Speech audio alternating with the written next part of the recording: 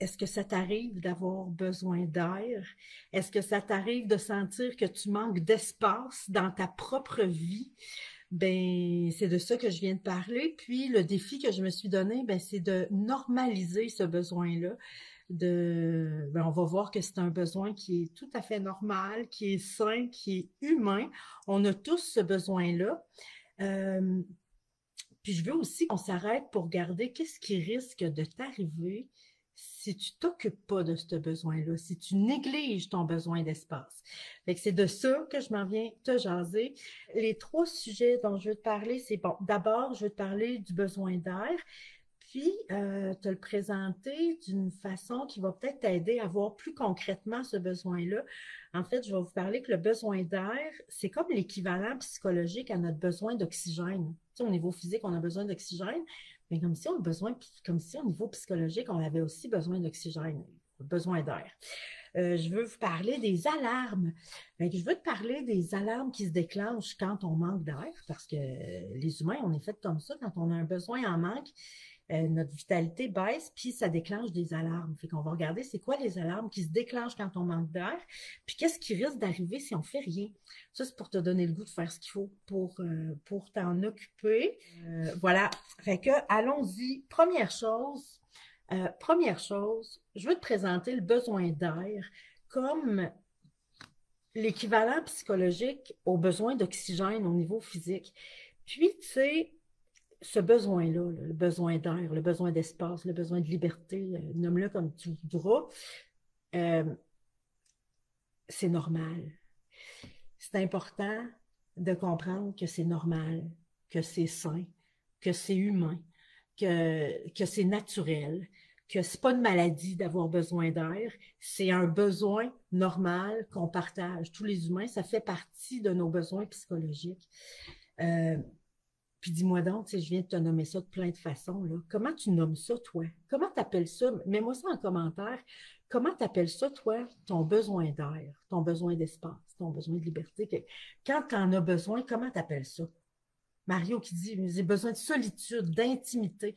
Tu vois, Mario, c'est proche de ma façon à moi de le nommer. Moi, j'appelle ça ma bulle. Tu sais, moi, de temps en temps, à un moment donné, je fais comme, hey, là, j'ai besoin de ma bulle. Ça, je le sais que quand je nomme ça, ça réfère à mon besoin d'air, ça me réfère à mon besoin d'espace. Karen qui dit ma bulle, c'est pas Karen, on se ressemble de bien des façons. Ma bulle, mon besoin d'espace, Karine aussi, ma bulle. Puis des fois, il y en a qui se tapent sur la tête avec ça, tu sais, qui vont juger ce besoin-là en disant, voyons, je suis donc bien sauvage. Voyons. Non, non, c'est normal. C'est normal, c'est sain. Tu sais, c'est comme si on avait, comment je dirais bien ça?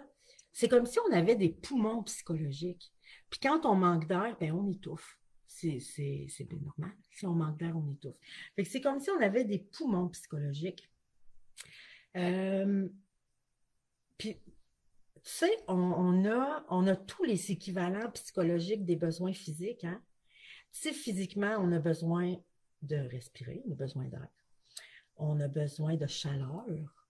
On a besoin de se nourrir pour avoir de l'énergie. On a besoin de se reposer. Puis, on a besoin d'évacuer nos déchets. Oui, oui, pipi caca. Si on n'évacue pas nos déchets, on s'empoisonne. Bien, au niveau psychologique, on a les mêmes besoins.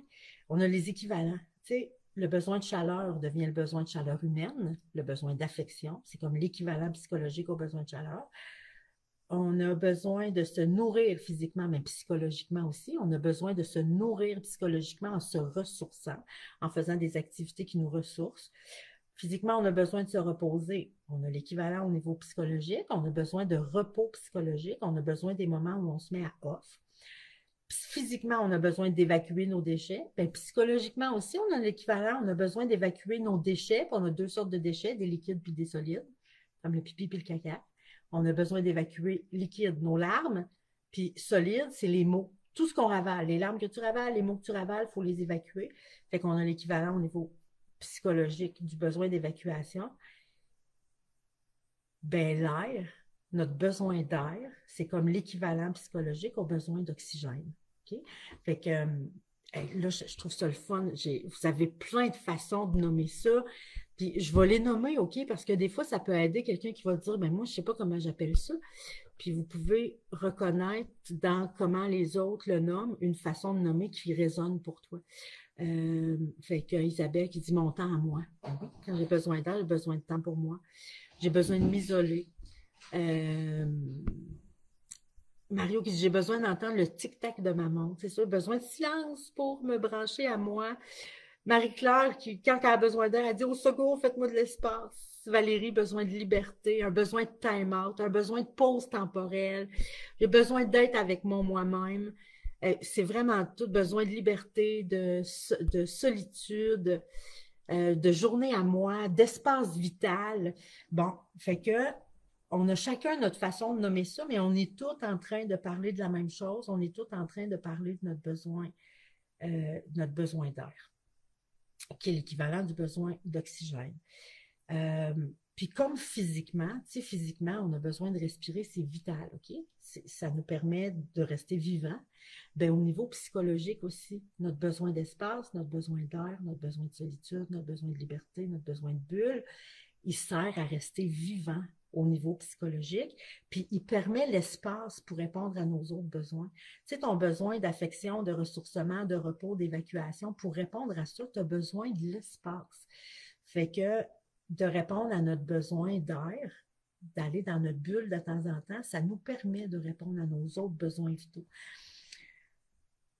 Puis tu sais, quand on dit vital, là, c'est pas juste important, là, c'est vital. Tellement que quand ce besoin-là est en manque, ben, il y a des alarmes qui se déclenchent. Les premières alarmes, tu sais, les premiers, je dirais même avant alarme, on pourrait dire qu'il y a des signaux, tu sais, qui sont plus doux. Ben, au début, on a une baisse de vitalité. Tu sais, on sent qu'on perd de l'énergie. Dès qu'on a un besoin en manque, peu importe c'est lequel, dès qu'on a besoin de prendre soin de soi, notre niveau de vitalité descend.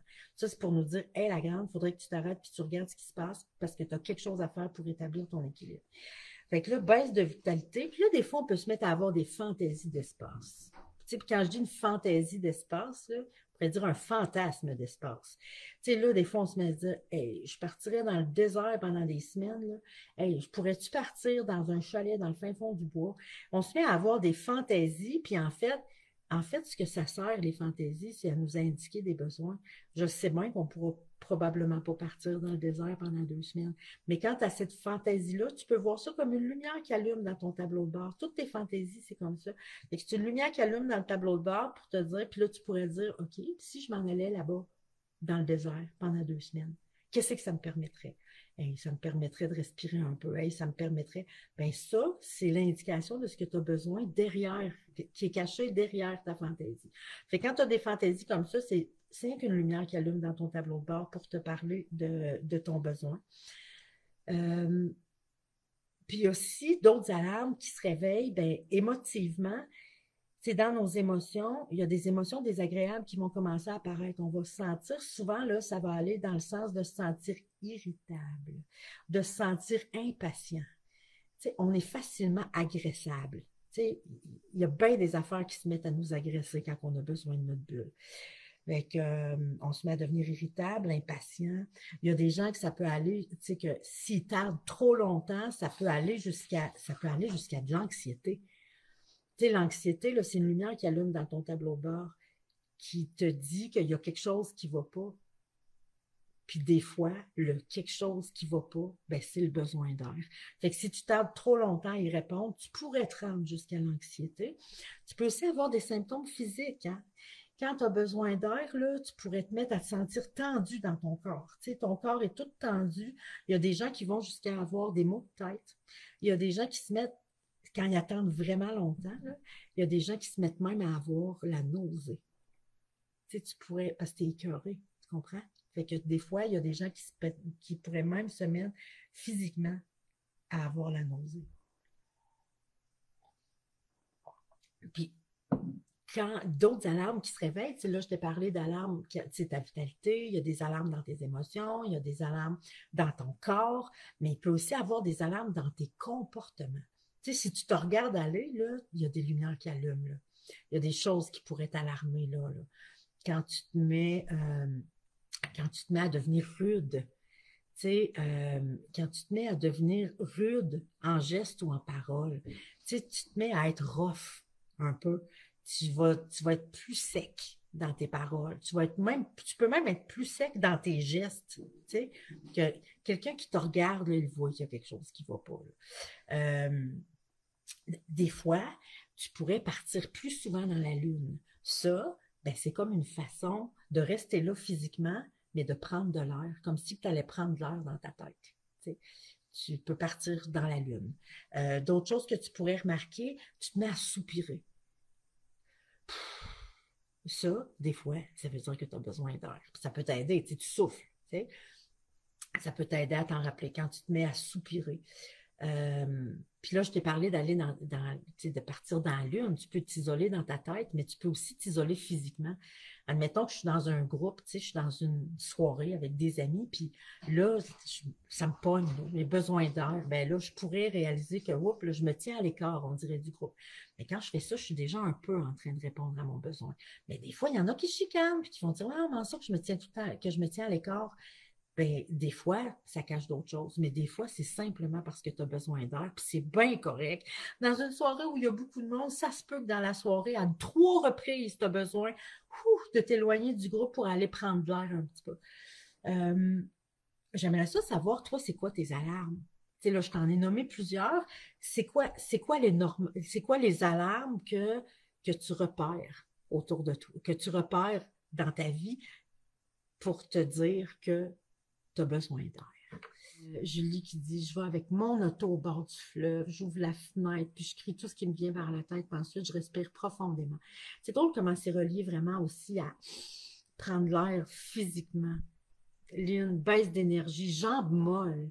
Karen qui va jusqu'à hyperventiler, tension musculaire. J'arrête de respirer, je me retire physiquement. Jocelyne, mon impatience. Je ne sais pas si vous êtes conscient de l'importance de ce que vous êtes en train d'identifier là, mais vous êtes en train de prendre conscience du fonctionnement de votre tableau de bord individuel. Tu sais, les humains, on a toutes des lumières qui allument quand on a un besoin en manque. Puis, ben, chez chaque personne, tu sais, de la même façon que dans chaque voiture, selon les marques, selon les modèles, les lumières qui allument ne sont pas de la même couleur, n'ont pas la même forme, c'est pas le même dessin qui allume, mais les besoins derrière sont toujours les mêmes. Tu sais, des fois, c'est d'aller mettre de l'essence, des fois, c'est d'aller mettre du lave-vide, des fois, c'est pour dire que le moteur chauffe, des fois, c'est pour te dire qu'il faut que tu ailles faire un changement d'huile. Ben, au niveau psychologique, c'est la même chose. Nos besoins sont communs, mais les lumières qui allument dans nos tableaux de bord peuvent être différents d'un modèle à l'autre, d'un modèle d'humain à l'autre. Fait que quand tu es en train d'identifier comme ça, hey, ça, c'est ma lumière qui allume, et la prochaine fois qu'elle va allumer, tu vas la reconnaître plus vite. Puis en plus, tu vas pouvoir faire le lien avec le besoin qui est derrière. Puis tu vas savoir quoi faire. En fait, c'est que là, quand tu as besoin d'air, ce que tu as à faire, c'est de trouver de l'espace. Puis, puis aussi, j'arrive avec, si tu fais rien, tu sais, si tu fais rien, là, qu'est-ce qui va qu'est-ce qui va se passer si tu fais rien pour répondre à ton besoin? Ça, c'est mon but pour te stimuler à faire ce qu'il faut, tu sais. Mais en même temps, quand tu vas savoir ce qui se passe quand tu fais rien, bien, quand tu vas reconnaître ça dans ta vie, tu vas dire, hey, OK, j'ai besoin d'air, puis ça fait un méchant bout, puis je néglige ça depuis trop longtemps, là. Parce qu'il y a des choses qui vont arriver dans ta vie si tu négliges ton besoin d'air pendant trop longtemps. Tu sais, ton besoin d'air, là, il peut être je dirais bien ça. Il peut être soit localisé, soit général. C'est-à-dire que tu n'as pas besoin d'air tant que ça partout, mais tu étouffes dans une relation particulière. Tu pourrais dire, mais moi, c'est avec mon chum que j'étouffe. Moi, c'est dans mon rôle de parent, j'étouffe. Moi, c'est au travail que j'étouffe. Des fois, c'est localisé à un endroit, mais des fois, c'est généralisé. Tu dis, là, et là, j'étouffe dans ma vie, j'ai besoin d'air. Des fois, c'est partout. Fait que c'est dans ces relations-là que tu vas voir des choses se détériorer si tu négliges trop longtemps de répondre à ton besoin, c'est-à-dire que si tu fais rien malgré tes alarmes allumées, qu'est-ce qui pourrait se passer? Mais tu sais, au niveau physique, là, si tu manques d'air, qu'est-ce qui va se passer? Il y a la nécrose qui va se passer, c'est-à-dire que tu as des tissus qui vont se mettre à perdre vie, à s'éteindre jusqu'à mourir. Ben, tu vas voir de la nécrose apparaître dans tes liens, dans tes relations. Fait que si c'est dans une relation là, que tu étouffes ou que tu as besoin d'air, euh, tu vas voir que l'autre t'énerve. L'autre, là, on dirait, tu sais, ben, d'un, t'es rendu irritable, là, puis t'es facilement agressable. Fait que dans la relation, tu vas voir que l'autre t'énerve. L'autre t'énerve vite, vite, vite. Tu vas perdre, si tu t'occupes pas de ton besoin d'air, là, tu pourrais perdre le désir d'être avec l'autre. Ça pourrait aller jusqu'à toucher même ton attachement à l'autre. Ça va aller, en fait, c'est comme la nécrose du lien. Le lien va se nécroser, le lien va s'éteindre. Tu n'as plus envie d'être avec l'autre. Ça tue ton désir d'être avec l'autre. Puis c'est pas ça. Parce que, puis des fois, il y en a qui vont se questionner beaucoup là-dessus, puis qui vont dire, hey, mon chum m'énerve, ma blonde m'énerve. Ça veut-tu dire que je l'aime plus? Ça veut-tu dire, hey, attends, ça veut peut-être rien que dire que tu as besoin d'air. Va prendre une bouffée d'air, puis reviens après. Puis tu vas voir, quand ce qui te manque, c'est de l'air, ben quand tu vas chercher ton air, quand tu vas chercher ton air, ben ça redonne la vie. Le désir d'être avec l'autre va revenir, tu comprends? Puis c'est pas parce que t'aimes l'autre. Même quand t'aimes l'autre, t'as besoin d'air dans le lien. Puis là, je vais aller plus loin, tu sais, je veux dire, même si, tu sais, là, je parle de relation, ça peut être une relation amoureuse, mais si on parle de ta relation avec ton enfant, ben tu as besoin d'air dans cette relation-là aussi. Et c'est normal, des fois, d'avoir besoin d'air de ton rôle de parent. C'est normal d'avoir besoin d'air de ta relation amoureuse. C'est pas parce que t'aimes pas l'autre, c'est pas parce que tu es un mauvais parent, c'est pas parce que tu es un mauvais chum, c'est pas parce que tu es une mauvaise blonde. C'est normal d'avoir besoin d'air. Et quand tu vas chercher de l'air, je pourrais même dire que tu es en train de contribuer au bien-être de ta relation avec ton enfant ou avec ton amoureux ou avec ton amoureuse. Parce que ça va garder le désir d'être avec l'autre vivant. Parce que ça va garder ton... Ça va te faire... Quand on sent le manque de l'autre, là, ça va augmenter ton désir. Puis même si tu les aimes à mort, là, tu vas quand même avoir besoin d'air. À un moment donné, on est plein d'être en lien, puis on a besoin d'air, puis d'être seul. Tu sais, c'est comme la satiété quand tu manges, tu sais. Moi, j'adore le gâteau au chocolat. T'as beau aimer le gâteau au chocolat comme tu voudras, à un moment donné, t'en as assez.